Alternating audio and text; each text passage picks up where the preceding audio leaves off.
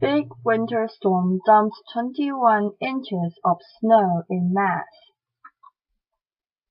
A strong winter storm slammed the northeast with stiff winds and punishing cold on Thursday, dumping nearly 2 feet of snow in parts of the region and threatening more. The National Weather Service said 21 inches of snow had fallen in Boxford, just north of Boston, by Thursday night, while other parts of the state had 17 or 18 inches. It said parts of upstate New York had 18 inches while New York City was expected to get about 8.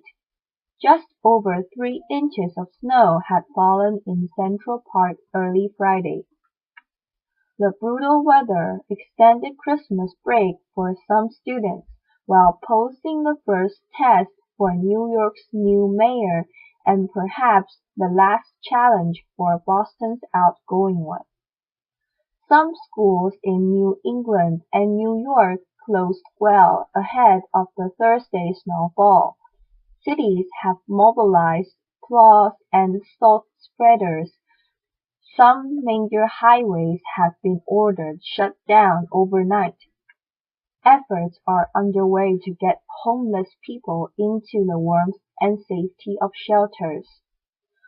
U.S. airlines have canceled more than 2,300 flights nationwide. The heavy weather began rolling in just a day after New York Mayor Bill de Blasio was sworn in to lead the nation's largest city, and a few days before Boston Mayor Thomas Menino ends 20 years in office. Menino announced a parking ban and said schools would be closed Friday in Boston, where up to 14 inches of snow was expected.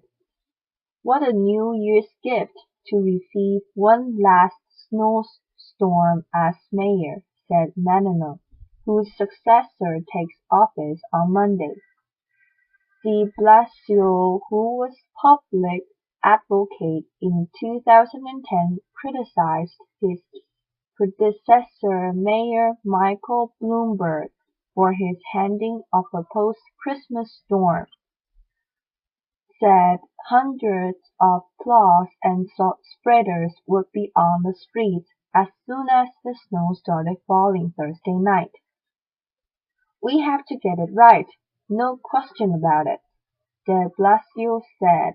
We are focused like a laser on protecting the city and getting everyone ready. We have all hands on deck. Snow began falling overnight Wednesday in parts of New England and New York State, but the brunt of the storm wasn't expected until late Thursday. Forecasters said temperatures would plummet, with some areas seeing highs just above zero and wind chill readings of -10 and colder. The National Weather Service issued a blizzard warning for Cape Cod, coastal areas north and south of Boston and part of Maine as well as New York's Long Island. We're going to see a lot of snow and a lot of wind, forecaster Jason Toole said. We're concerned about whiteout conditions, possibly tonight with the blowing and drifting snow. Massachusetts Governor David Patrick said state offices that closed early Thursday would remain closed on Friday. He said National Guard members and state police were on standby for any high tide flooding overnight or Friday in vulnerable coastal areas, but no mandatory evacuations have been ordered. New York Governor Andrew Cuomo ordered 3 major highways in his state stretching from Long Island to Albany to close overnight. He said the highways should reopen at 5 a.m. Friday. As of late Thursday in Connecticut, about 3 inches of snow had fallen in Hartford County, and 3 inches were reported in East Hartford and Simsbury. Parts of New Hampshire had 5.5 inches, and parts of Rhode Island had more than 2. Outreach teams looked to get homeless people off the streets of New York City and Boston.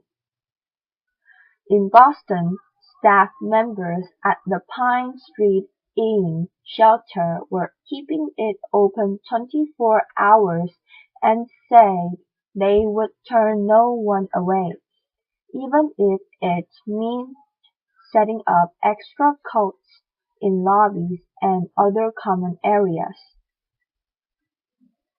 As the storm approached, a worker at a suburban Philadelphia salt storage facility was killed when a 100-foot-tall pile of road salt fell and crushed him. Falls Township police said the man was trapped while operating a backhoe. There was no word on that what may have caused the accident. Amtrak planned to run trains on all of its northeast lines on Friday, but operate on a modified schedule, spokeswoman Christina Leeds said. In New York, Consolidated Edison utility spokesman Sidney Alvarez said the utility was expecting the snow to remain powdery, rather than wet and heavy. But with any type of snow, you're looking at extra weight on branches that can snap and bring power lines down.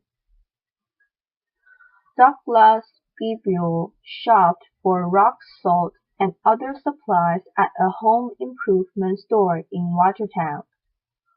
Well, there will be some shoveling that I will have to do and some sanding, he said. I've got to go home and do some stretching exercise to make sure I don't hurt myself while doing that, and do a little shopping to make sure that we have all the supplies that we need. We need food because we have 3 older children at home. In Maine, the cold didn't deter Andrew Kosak from swinging by Gelato Fiasco in Brunswick to take advantage of a cold weather promotion. The price of a gelato drops 1% for every degree below freezing. It's never too cold for gelato, Kosak quipped after receiving a 36% discount that reflected the -4 temperature during an outing with his wife and 2 daughters.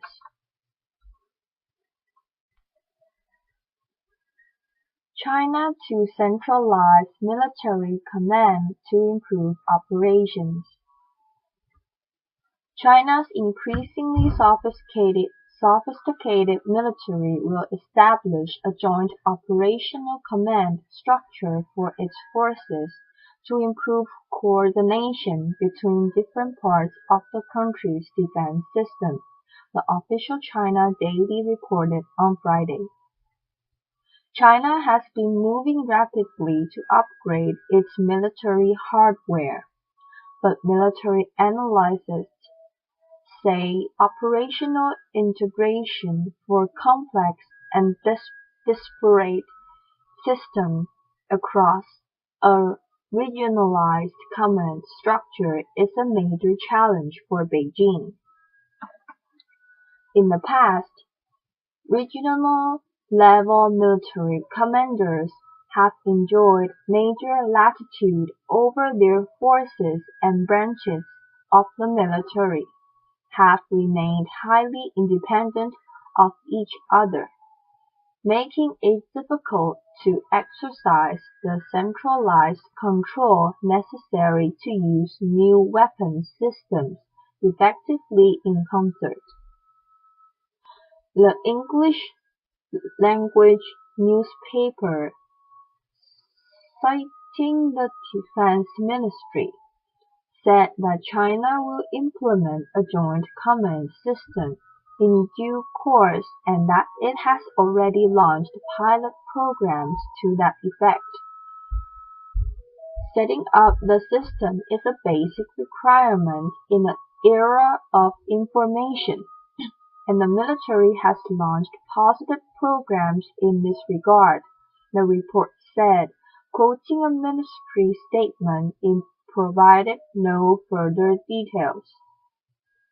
In November, the ruling Communist Party announced the establishment of a new National Security Commission to enable the country to speak with a single voice on crises at home and abroad, as part of a slew of mostly economic reforms announced at the end of a key party meeting.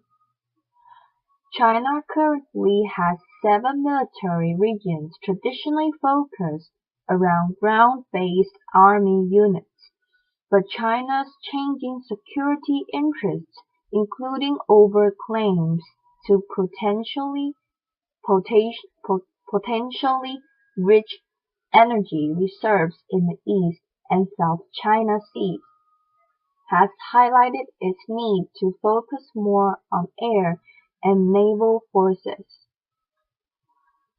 China and Japan are engaged in an intensifying standoff over a set of uninhabited disputed islands, and the Japanese government appears to be ready to ramp up military spending and adjust its nominally pacifist stance to a more confrontational one as the two militaries circle each other. China is engaged in similar disputes with Vietnam and the Philippines. The China Daily said that the Navy could be the top priority for the new command system. China has built an iron bastion in its border regions. The major concern lies at sea, said Li Qinggong, Deputy Secretary-General of the China Council for National Security Policy Studies, as quoted in the report. Beijing unveiled a 10.7% rise in defense spending last year to 740.6 billion yuan. It's $120 billion. Part of a pattern of double-digit increase which have worried the region.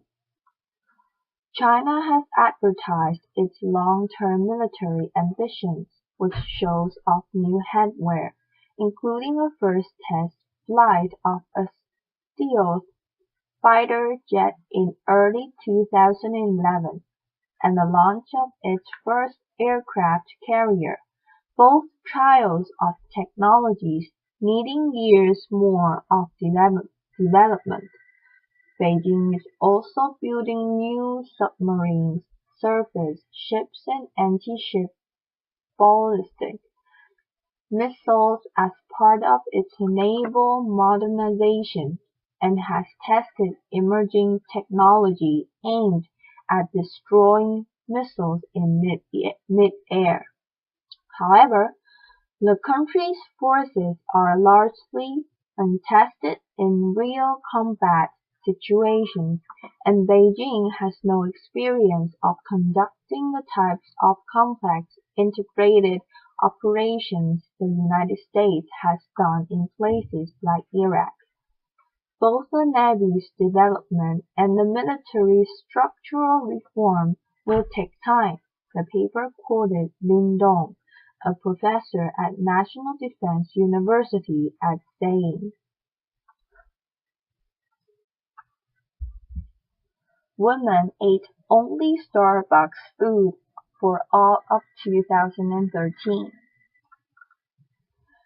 New Year's resolutions are usually predictable: lose weight, quit smoking, find a significant other, or maybe budget money more effectively. A Seattle woman went on a diet but took the task a step further, testing her will to see if she could limit her food consumption to just one outlet. That one restaurant is coffee chain Starbucks. That woman is named Beautiful Existence. Yes, that is her real name. Existence spent 365 days eating and drinking exclusively at the coffee store and Starbucks-related restaurants. She spent $500 to $600 per month and did not impose the restrictions on her two children, although she would bring them treats from time to time.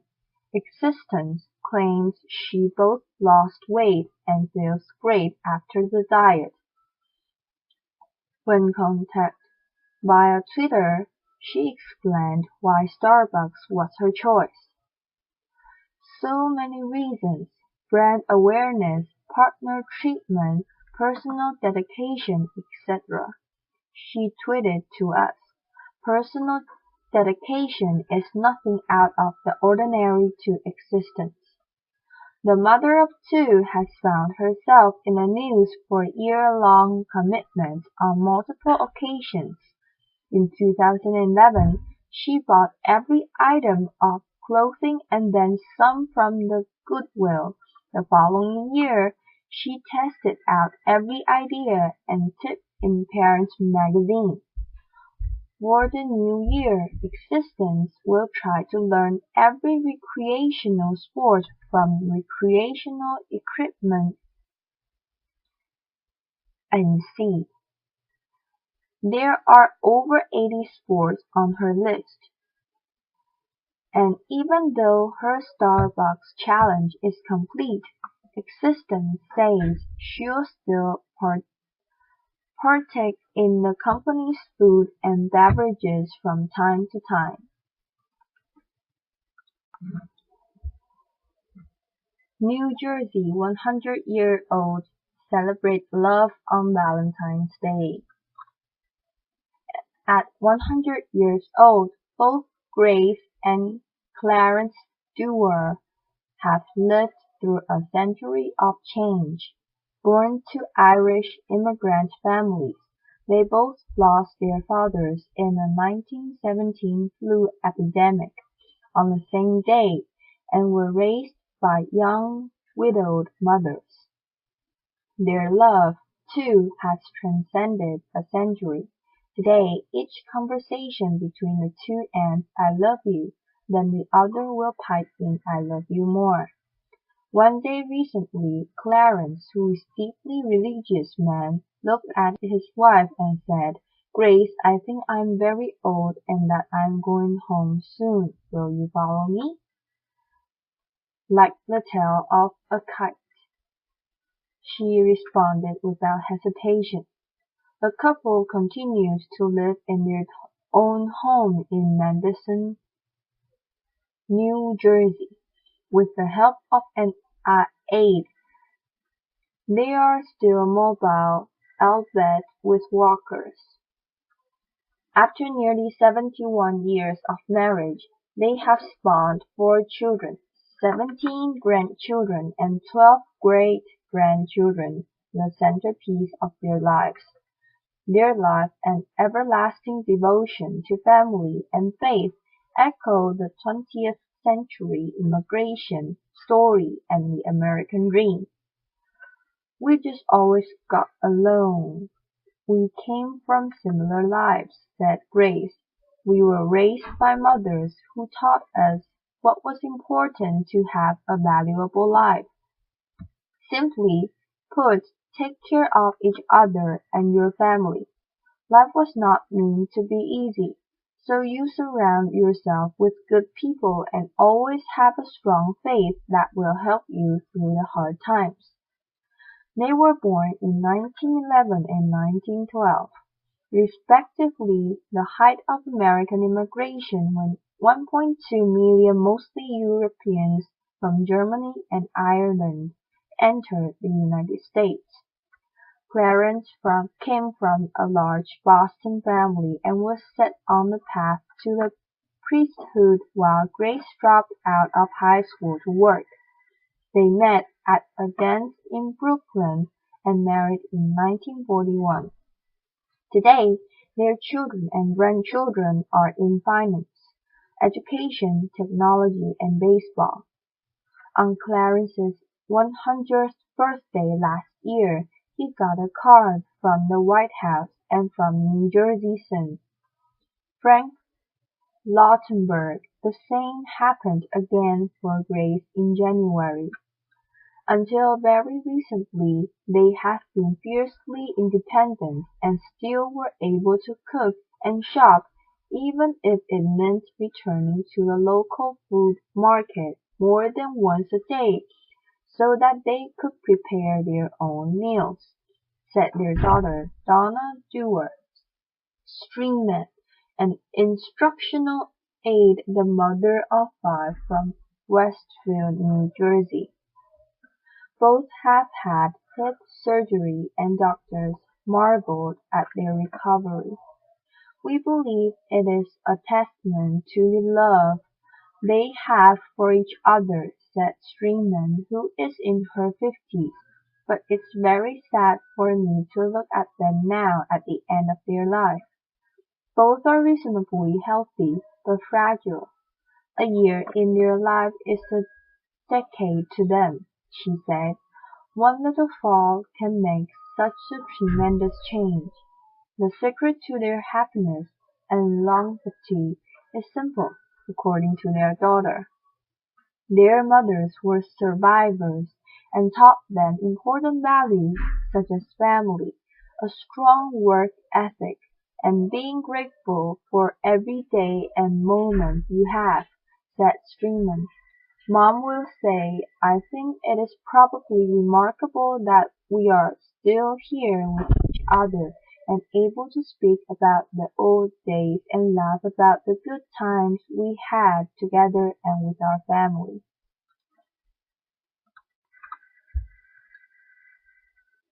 China police sent helicopters in massive drug bust. Chinese authorities deployed helicopters, speedboats, and paramilitary police to seize 3 tons of methamphetamine in a massive raid on a single southern village notorious for illegal drugs production. Security forces surrounded and then entered the village of Foch, where more than a fifth of the households were suspected to be involved in or linked to the production and trafficking of drugs. Guangdong Province's police force said on its website. Police and paramilitary forces from 4 cities were mobilized in Sunday's raid and they arrested 182 suspects who worked for 18 large drug-making rings, the statement late Thursday said. No blood was shed, it said. The village has made a criminal drug production a clan-based, industrialized operation with local protection, police said. The offenders